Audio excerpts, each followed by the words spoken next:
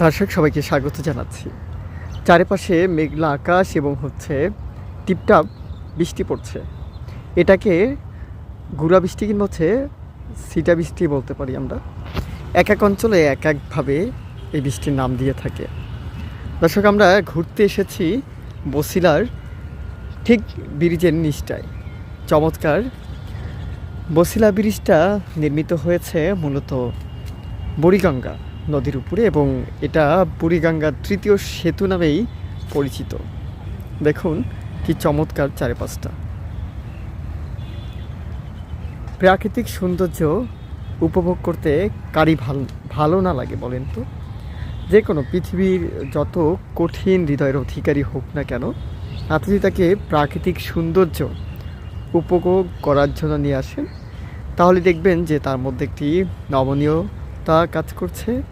প্রাকৃতিক সৌন্দর্য মানুষকে বারবার মুগ্ধ করে। এই সুন্দর বাংলাদেশ শহরে যখন যাদের খুব অস্থির লাগবে, আপনারা চাইলে দেখুন আমি যেখানে আছি, কত সুন্দর। হাট চলে আসতে পারেন। কোথায় সেটা?